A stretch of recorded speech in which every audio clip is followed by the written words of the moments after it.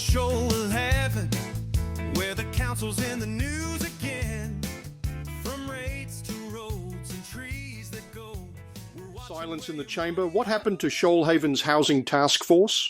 At a time when affordable housing is the #1 issue for many Shoalhaven residents, you'd expect council to treat the creation of a Housing Action Task Force with the transparency and integrity it deserves. Councillor Tribe set the task force up with clear goals, a transparent process, community engagement, and expert advice.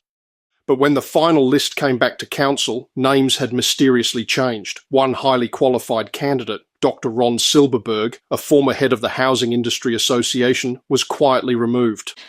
The reason I moved that way is that when I first moved this notice of motion to set up this task force to enact our housing affordability strategy, I was very clear on it, wanting it to be an open and transparent process to get the committee off on the right foot. And we did conduct that EOI, and people submitted their applications. Staff then went through a process. They reported the selection criteria.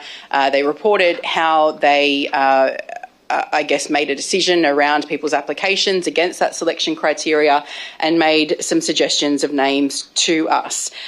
Some of those were very experienced individuals, one of whom, who's not on the list for tonight, has not just has a PhD, but has been the manager of Housing Industry Association for 13 years, has lobbied on this exact issue to both sides of government, and been asked to speak as an expert to both sides of government at different reviews, and is very well qualified. He sat through the proceedings last meeting where we debated this, and we had a different recommendation put forward. There was a lot of discussion around maybe interviewing the people who applied, and I think that didn't make the final recommendation, of course. We've just had some different names put forward without any reason why. But those people were expecting to have an interview process. And now we find that different names have been put forward. And without going into confidential session, I do have some concerns about some of the things that a couple of those members have listed on their application. And I can only assume that if we're going to talk about applications, we'll have to move into confidential. Yeah, I was just speaking of a general nature for that reason. No, we can't speak of a general nature. If you're going to speak of a general nature on any of those applications, we will need to move into confidential. When Councillor Tribe asked for answers, Mayor White shut down the discussion. Confidential session was invoked and public scrutiny was switched off.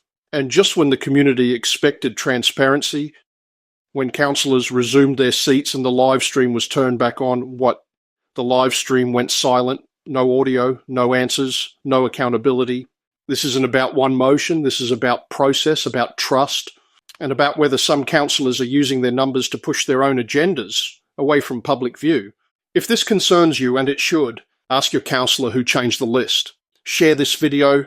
Join Eye on Shoalhaven to stay informed. Use your vote to demand transparency. We deserve a council that puts the public first, not politics. Eye on the council.